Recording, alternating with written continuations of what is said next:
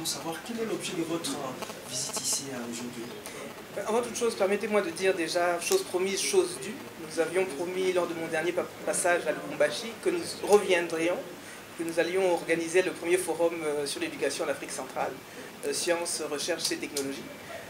C'était un événement qui avait été annoncé à plusieurs reprises, mais d'abord, avant tout, c'était un engagement que le chef de l'État de la RDC, de la République du Congo, avait prise lorsqu'il avait été sacré champion de l'éducation pour l'Afrique centrale par ses pairs de la sous-région, d'organiser justement ce premier forum à Lubumbashi. Le lieu avait été déjà annoncé à l'époque, le lieu avait déjà consacré et les partenaires avaient déjà été identifiés. Et donc il fallait pour moi dans un premier temps de faire une mission d'évaluation. À l'occasion, j'avais promis que je reviendrai, que je tiendrai ce forum. L'objectif du forum sera exactement d'avoir une discussion avec toutes les parties prenantes qui travaillent dans le domaine de l'éducation, dans notre espace sous-régional. C'est environ une centaine d'entre elles, avec des différents partenaires au développement, mais particulièrement les responsables de l'éducation de tous les États membres de la sous-région. Comme vous savez, la CEAC, la Communauté économique des États de l'Afrique centrale, où je suis commissaire, pour les questions notamment de l'éducation, mais aussi d'autres secteurs, réunit 11 États membres. Tous les États membres, pour la plupart qui sont limitrophes à la RDC, mais il y a d'autres également qui n'ont pas de frontières directes avec la RDC, mais qui appartiennent à ce groupe de pays. Et donc, tous les responsables en charge de l'éducation de ces pays vont venir à Lubumbashi, se réunir pour exactement parler de l'état de l'éducation dans notre espace sous-régional. Où en sommes-nous? Que savons-nous faire? Quelles sont les compétences dont nous avons besoin en Afrique centrale? Les formations que nous devons essayer de donner à nos jeunes pour pouvoir développer notre espace sous-régional et la rendre beaucoup plus résiliente qu'elle a été par le passé. Vous avez en souvenir les différentes crises que nous avons traversées, que nous continuons de traverser, économiques ou autres, climatiques, tous les différents chocs. Il s'agit dorénavant d'avoir des plans, des stratégies et aussi particulièrement les ressources humaines et les compétences qu'il faut pour pouvoir aborder ces grands enjeux et ces grands défis.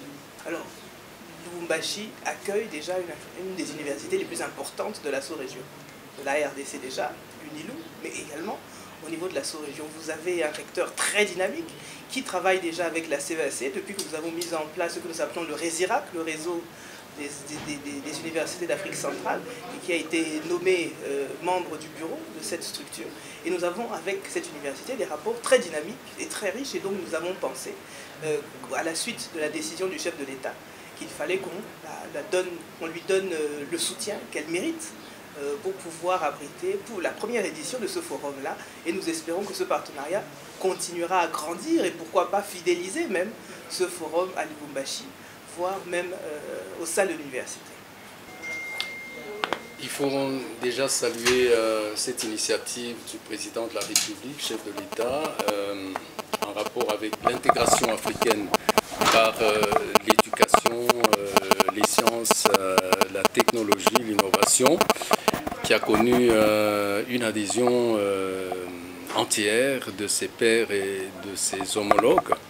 Et comme il s'agit d'un programme en rapport avec l'intégration justement africaine, à commencer par l'Afrique centrale dans le cadre de l'éducation, nous sommes ouverts et très satisfaits de l'implication, mais surtout de la confiance que le ministère de l'Enseignement supérieur universitaire, de l'intégration régionale a daigné accorder à l'université Lubumbashi, donc à Lubumbashi, par l'entremise des parties prenantes. Ici, nous avons le conseiller, l'immense conseiller Lofembe et d'autres parties prenantes que vous allez sans doute rencontrer au démarrage de ces travaux. Ça signifie que les universités, l'intelligence universitaire est en mesure de rendre compte à la redevabilité des gouvernants, aux attentes de la population à travers la ressource humaine de qualité, parce que la société, elle est faite déjà de cette ressource humaine de qualité, en mesure alors de transformer tous les secteurs, tous les domaines, en des possibilités d'émergence. Et vous constaterez justement que, comme la commissaire venait de le dire, des experts viendront de partout pour qu'à travers des conversations et des échanges de vues, on arrive au démarrage effectif justement de ce challenge et de ce championnat. Il faut par ailleurs sans doute insister sur le fait que c'est la RDC qui est mise en honneur, c'est-à-dire le président de la République, c'est-à-dire l'école, c'est-à-dire les universités, c'est-à-dire les étudiantes, les étudiants, les enseignants, à travers ce forum. Il fallait que quelque part ça commence, et bien ça va commencer et ça va progresser